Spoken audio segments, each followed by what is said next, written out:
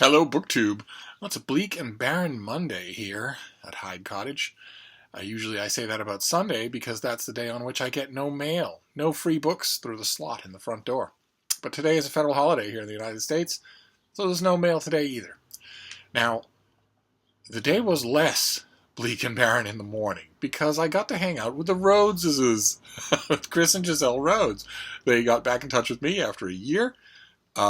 And came over. And we went book shopping, of course, and we found a nice bookcase. And then we came back, and the whole way back here, I was mentally thinking, oh, I got to work up all sorts of nice apologies, because I thought that the minute they walked through the door, my little tornado of fur would go crazy and scream at them and attack them and whatnot. But Frida was wonderful.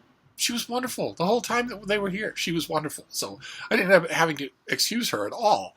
But then they left, and an early deadline of mine closed in, and now I'm just facing the bleakness. And on Sundays, when I have a bleak and barren Sunday, I console myself with a tag.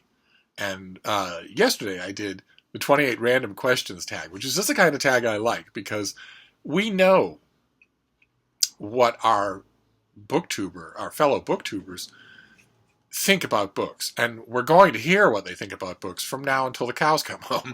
We're going to watch them. That's why we watch them. That's why we subscribe.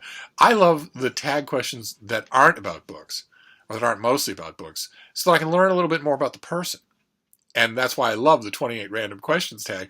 And when I looked for, at the afternoon today and thought, well, you probably want to cut the tedium with a tag, I thought, well, what kind of tag do you want to do? And I thought, boy, I'd love it if there was another 28 random questions tag. And I looked around and I couldn't find one, so I made one. I made an original tag. I think this is only my third original tag. It's very inventively called the 28 more random questions tag. I thought we'd get right to it. I will do it, and then I will tag a bunch of you. And it's just a bunch of random questions. Question number one is, how old is your oldest living relative? And the answer, I'm going to start right off by saying I don't know. I was only ever in contact with me sainted Ma, and once she died, she was the bridge between me and news about anybody else that I'm blood related to. And once she died, that bridge was gone. So for all I know, I've lost a whole bunch of relatives. My answer to my own very first question is I don't know, but plenty of you will know. Question number two: after the age of 12, in other words, as an adult, have you ever been in a fight? And by that I mean where there is going to be a winner and a loser, not, chest bumping at a public urinal or something where you're both just signaling and displaying. No, I mean a fight where you're going to either win or you're going to lose, and where you don't know what's going to happen if you lose. And my answer to this is yes. Yes, many, many times. Question number three: have you ever been slapped in public? Again, as an adult, not a baby on your behind. And believe it or not, despite how incredibly obnoxious I am, it's never happened to me. Question number four: what's the largest non-human animal you have ever seen in person? And my answer to this is the largest non-human animal it's ever been: the blue whale, an adult female blue whale, which I saw, and which still the memory of it staggers me, how big the thing was. You hear about it, but you just can't imagine a living being that big. I saw wake and I saw tail fluke, and I thought, okay, those things can't possibly be connected to the blowhole fume that I'd just seen as well. There has to be two different animals. It was the same animal, just an immense animal. Question number five: have you ever had surgery? And by that I mean real surgery. So general anesthesia, you're out cold, and the procedure takes a while and maybe takes more than one surgeon, or you are in the hospital for your recovery. You're not sent home right away. And the answer to this, believe it or not, is no. I have never had genuine surgery. Question number six: if you could only compare the novels of Cormac McCarthy to one specific kind of garbage, what kind of garbage would you compare the novels of Cormac McCarthy to? And for me, that would be when you go to a takeout place and you get, rice and maybe a little sauce and some broccoli. It's in one of those plastic containers with the clear plastic cover on it. And you've got it in the bag, and you take it outside and you drop it. And the it hits on the side, so the cover pops off, and the food is sort of half spilled on the sidewalk there, and then the rain hits it. And you go by that spot 2 days later, and the food is still there, but it's now this organic mush that's really disgusting. That's the kind of garbage that I would compare the novels of Cormac McCarthy to. But feel free to pick your own kind of garbage. Question number 7. Who'd be your dream casting for Superman?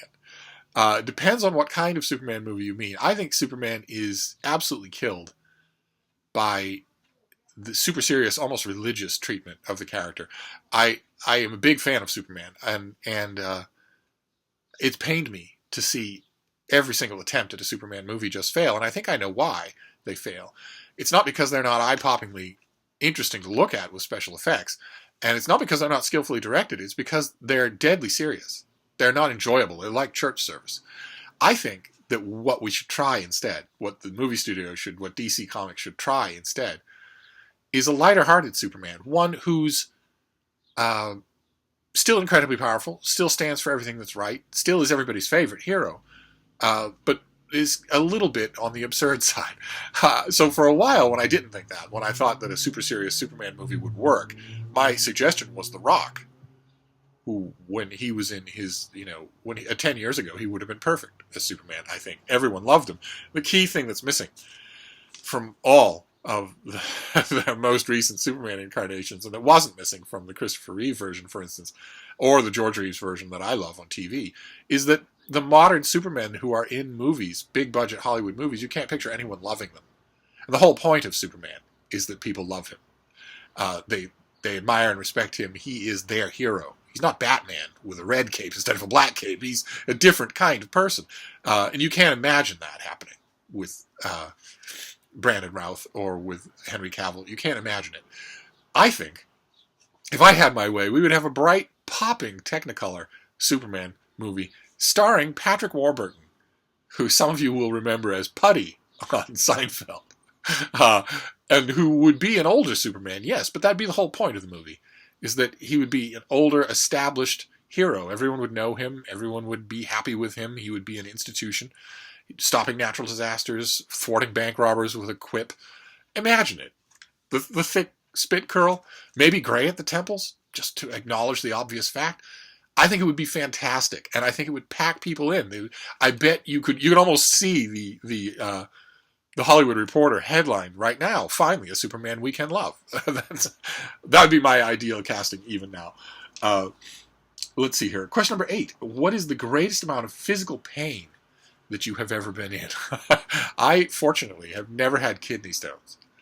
I've seen full-grown, fiercely powerful, muscular young men, including a linebacker for the Iowa Hawkeyes, reduced to quivering blobs of miserable jelly by kidney stones. I saw one young man who had kidney stones, and while he was waiting for help in the emergency room, he actually asked those of us who had brought him in if we would kill him.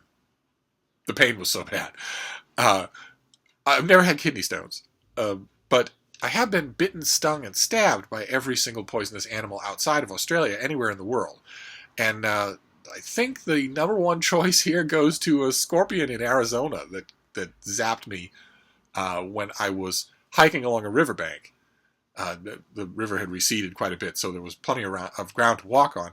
And I made the mistake of, I saw something shiny on the ground. I thought it might be a coin or something. And I made the mistake of reaching for it with my hand instead of dislodging it with my shoe or with a stick. And it was something shiny, but it was being guarded. And I was zapped on my hand by a scorpion that... I've been stung by every kind of scorpion that exists, especially in every inch of Africa. This one, though, the pain was off the charts. Just off the charts. And it lasted for a while, too. So I don't know exactly what kind of scorpion that was, but I would avoid them if I were you. Question number 9. Do you believe in a god or gods? No, I do not. Question number 10. Have you ever been good and properly drunk? So I'm not talking, tipsy at a friend's bar mitzvah or whatever. I'm talking, and I'm also not talking the other end, falling down, peeing yourself, that sort of thing. I'm talking merrily, happily drunk, where you are a slightly helpless creature? And the answer is yes. Every once in a while, I actually love it. In the good company, in the right company, with friends, I absolutely love it. Uh, Question number 11. To the best of your knowledge, what's the closest you've ever been to death? And you might think that my answer would be that scorpion bite or any other scorpion bite, but no, no, I'm afraid not. I'm immune to cytotoxins. So I could be stung and in real pain by a rattlesnake or a cobra or a scorpion, but I know that I'm not going to die from it. It's just not going to happen. No, for me, it would be 2 times, and I don't know that I can pick between them. They both are in Africa. First one was in Namibia, where I was hiking in the forest with a group of friends, only one of whom I knew and not very well, and the others were just people that we gathered along the way. And we were around our campfire at night, and there was animal noises everywhere, and we were just talking, and we weren't doing anything out of the ordinary. My dogs were asleep in my tent. When out of the darkness of the forest erupted a young male elephant who rushed into the middle of our campsite, rushed into the fire, twirled around in that way. Have you ever seen the way elephants, they can spin on a dime? You wouldn't believe how nimble they are for being so big. Scattering bits of fire and dirt in all directions while all of us just sort of dove for cover. And then as fast as it came, vanished off into the woods. And we were all dumbfounded. The oldest of our guides suggested that sometimes elephants just don't like fires at night. They prefer just, if they're startled by a fire, they'll just do that. But afterwards, the next day, when we were walking along, people were laughing at it by then, I thought, if that elephant, we didn't have any weapons, not knives maybe, to clear brush or kill snakes, but if that elephant had decided to attack us instead of the fire, I could easily have died. There wouldn't have been anything to save me. So that's one. And then the other one, I can't really tell between the two. I don't think an elephant would have done that, so I don't think that I was, but you never know. And then you go all the way to the other side of Africa. I was on a coast. It was in a beautiful cove. I'd separated from my friends. I just wanted to, it was very, very hot, and I wanted to just sort of dip my toes in the water and cool off.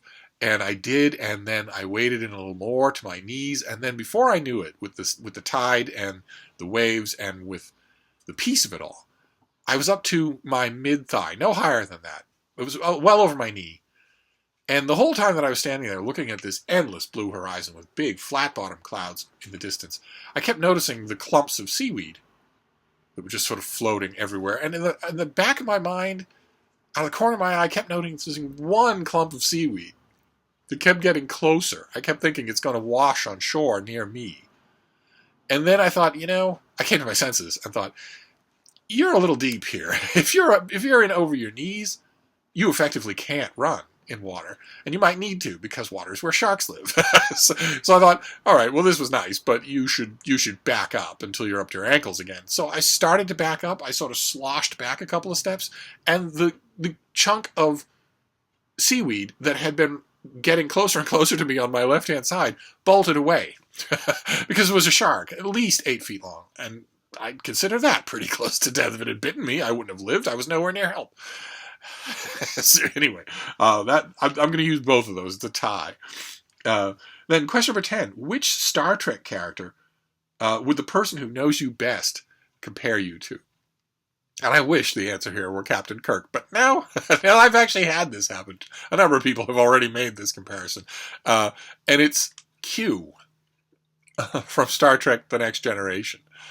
And when I hate Star Trek The Next Generation, and when I've asked people, why on earth are you comparing me to a character from Star Trek The Next Generation? More than one person said, because you're kind of funny and you're incredibly obnoxious. They wouldn't even give me that I'm all powerful. No, they didn't even compare me to this Next Generation character in a way I could live with. Question number 13. Have you ever had your life or thoughts radically changed by a book? And I know this is book 2, but I'm going to have to say no. I've had my thoughts changed by books, added to, sublimated, but not radically changed, no. The story that some of you tell that I think is endlessly fascinating, I love hearing it, where you were radically changed by what you read in a book. That has never happened to me. I don't really think that it could, because most of the load-bearing columns and most of the axes of general interest in my life, the really important bedrock stuff, has nothing to do with books. So I can't imagine that would happen. I'll let you know if it does. Of course, that's what this channel is for.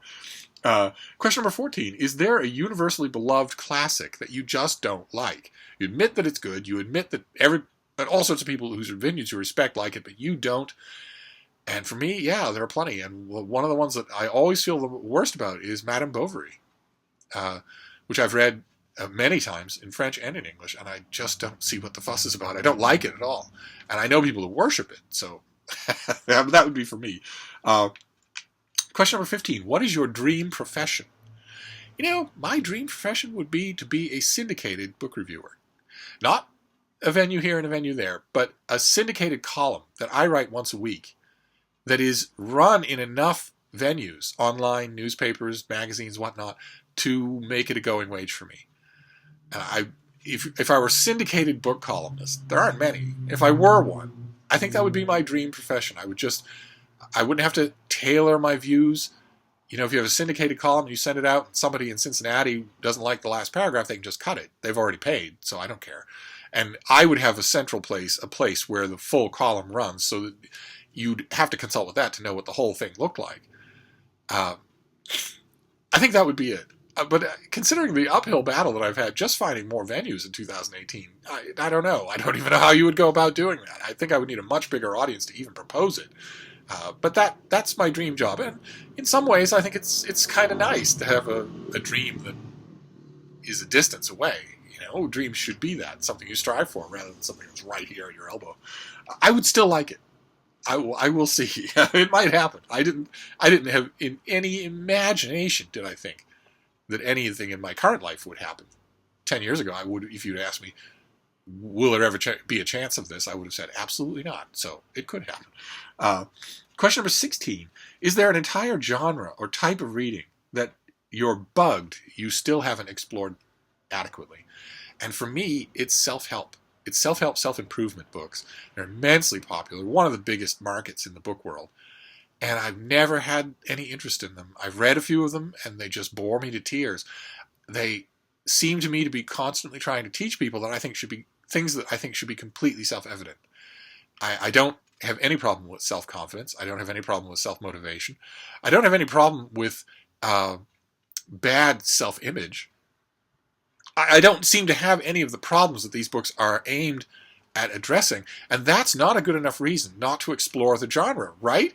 Since I don't play any professional sport, I don't avoid professional sports books of any kind. In fact, I read them eagerly. No, that isn't a good enough reason. I don't have a good reason. I know that a lot of smart people write these books, and a lot of smart people read them.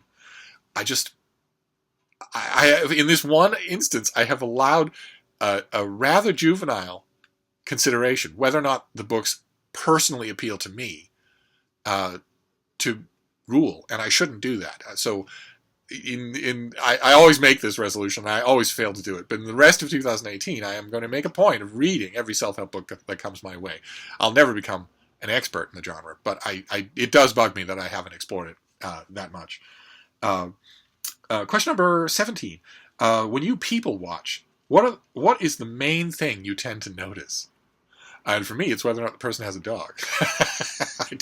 Everything else is drastically secondary to that. Question number 18. Barring unforeseen circumstances, what's the most likely way that you will die? And with this question, I always think of that great X-Files episode where Peter Boyle plays a sad sack character who has the ability to psychically foretell how people will die. He doesn't know anything else about them. He just knows how they'll die. So at one point in the car, he offhandedly mentions, well, everybody's different, but for me, autoerotic asphyxiation just doesn't seem like a dignified way to go. And Fox Mulder says, why are you saying that to me? But the best part of that episode is when Mulder, or Scully, when Dana Scully says, all right, okay, fine. Go ahead, tell me. How do I die? And Peter Boyle, for the only time in the episode, cracks a huge, real, genuine smile and looks at her with complete happiness and says, you don't.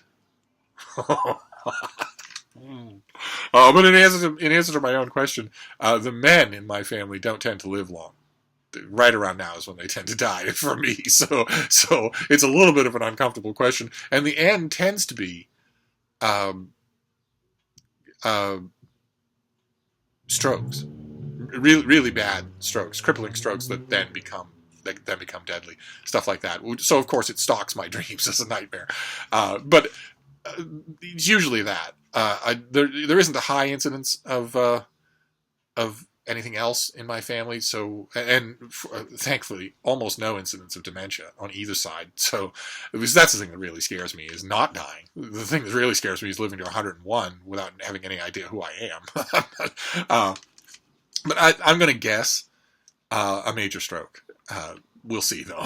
I'm actually, in a circumstance like this, especially considering the nightmare of American healthcare, I'm actually kind of hoping for unforeseen circumstances. I know it won't be a snake or a scorpion, but it could be a truck. But anyway, let's see here. Oh, yes. Question 19. Have you visited any of the wonders of the world, ancient or modern? And I'm giving two lists here. One ancient and one modern. The ancient one is the agreed upon list. The Colossus of Rhodes, no. The Great Pyramid of Giza, yes. I have not only visited, I have climbed it. And I've been inside. The Hanging Gardens of Babylon, no. Lighthouse of Alexandria, no. The Mausoleum of Helicarnassus, no. The Statue of Zeus at Olympia, no. The Temple of Artemis at Ephesus, no. Not really. And certainly the whole point of the original list was, have you been to these things when they shone in the sun, when they were new, when they were wonders, not been to their ruins. So the Great Pyramid of Giza is the answer to this one. And then in the modern one, the Great Wall of China, yes. Petra, the little hidden city of Petra, yes. Christ the Redeemer, which stands over Brazil and is just an unbelievable work. You have to see it to believe it, and yes, I have. Chichen Itza in Mexico, which I have been to. I have climbed it. The Colosseum in Rome, yes. The Taj Mahal, yes. And in the list that I'm giving for the modern one, they give an honorary inclusion to the Great Pyramid of Giza, so that's 2 yeses. But I want to know about you. Basically, the ancient one will be, have you been to the Great Pyramids? And then question number 20, how are we doing for time? Oh, we're all right. What are your main superpowers? You all have them, whether you believe it or not. And I guess, well, I've already mentioned that I'm immune to cytotoxins. I need very little sleep. My sense of hearing and my sense of smell are far greater than, well, I can say with almost complete confidence, far greater than yours. They've been tested. They're well outside the upper range for any humans that have been tested here in Boston. So any of those things also, and of course, I have a way with dogs. I like them quite a bit, and they tend to like me. So any of those, but I'm interested in hearing yours. Question number 21. Have you ever met any famous people? Yes, I have. Through one circumstance or another, I have met a fair number of famous people, presidents, presidential candidates, movie stars, and more than one member of the landed gentry of the United Kingdom. Question number 22. Have you ever slept out of doors? And by this I mean with nothing. No sleeping bag, no tent, no camper, nothing. Just on the ground. Have you ever slept raw outdoors? And I have, yes, many times. Question number 23. Would you make a good parent? Or if you are a parent, how much do your kids hate you? And I'm going to assume here the answer for me is no. I mean, I am a very good dog parent. Though I say it myself, I know exactly how to raise dogs. Happy, well-adjusted dogs, unless they're crazy when they get to me. There's not much I can do about that. But I know, even them, I know how to make them happy. And I know how to be responsible. I know how to shoulder that responsibility for everything they need. All the needs at the beginning of their life when they're sprawling all over the place, all the needs in the middle of their life, which for dogs, thankfully, is very little, and all the needs at the end of their life. Emotional, physical, everything. But children, human children, I don't think I'm brave enough. I know lots of young parents who are having children. I don't think I'm brave enough to go through what they go through on a daily basis. I don't think I could do it. The responsibility is too enormous. Someone who's going to outlive you by 40 years, someone who's going to have a major impact on the world and on whom the world is going to have a major impact, I don't think I can do it. So a human parent, well, I'll never find out, first of all, because every child that Deb and I have ever had, we've sold to passing gypsies. But dog parent, I'm pretty good. Question number 24. New Kids on the Block or Backstreet Boys? New Kids, all the way. Question number 25. Have you ever been on stage in front of an audience? I have been, yes. And I love it. All these things you hear or perhaps feel about the terror of public speaking. As you may not be surprised to learn, they don't apply to yours truly. The bigger the crowd, the better. Question number 26. At the moment, what's your favorite non-BookTube YouTube channel? And for me, that's Tom Scott. I have mentioned him a couple of times on this channel before. He is a futurist. He would never use that word to describe himself, but he is. He has the YouTube channel designed just to find interesting things in the world, but he's at his best when he's talking about the future, which I think he inhabits the way you and I inhabit the walking world. I think he is a few years ahead of the rest of us, just set that way, and is a way of looking at the world, as a way of extrapolating ththings instantly. But even when he's not talking about that, even when he's talking about just stuff in the world, he's utterly fascinating. So Tom Scott, I'm going to leave all these questions down below because I want you all to do these, but I will also leave links wherever they're applicable. Question number 27. We're almost there. Have you ever passed out while sober? Have you ever passed out for some other reason? And I have. Long time ago at an apartment that I was sharing with a bunch of muscular teenagers in Iowa, where I was just walking down the hall of the apartment and lost consciousness. Just completely lost consciousness. I woke up in the hospital. And never did find out what was wrong. Never was a diagnosis. But I thought it was kind of funny. One of the boys that I was living with said that when the EMTs arrived, they called the hospital on the phone, and when one of the EMTs arrived, and I guess I was semi-conscious. I wasn't just dead to the world. My eyes were fluttering and I was making sounds. And one of the EMTs asked a standard question, "What day is this?" And one of my boys said, "That's not a fair question. He wouldn't know the answer anyway." A wise ass, even at a time like that. And question number 28. We got all the way to the end. We're going to end with the big one. How strong are you? Physically, emotionally, and intellectually. How strong a person are you? And for my sake, I'm very, very grateful in that I'm fairly strong, which is not given to everybody, and I don't take it for granted at all. Physically, well, I'm 28, so I've lost a swing or two, but physically I have always been plenty strong enough to meet the needs around me, and that feels really good. And emotionally, I'm pretty strong. I know a lot of people whose emotions have almost the equivalent of physical illnesses. Some of them are recurring, some of them are constant. And I take that seriously. When I was much younger, I did not. But I do now. I take it seriously. And it makes me all the more grateful that I just don't have anything like that in my makeup. I just don't. And intellectually, well, I know lots of really, really smart people.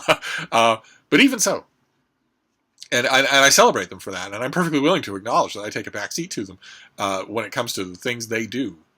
But even so, intellectually, again, I'm okay. I'll match my brain against pretty much anybody's and be okay with the results. But I want to hear about it from you. So feel free to make a long video in response to this. Now, I have a whole bunch of people I want to tag, but I really want you all to do this tag. Because this is the Who Are You tag, really. Although I'm going to make another tag called Who Are You? And believe me, I have a million of these questions.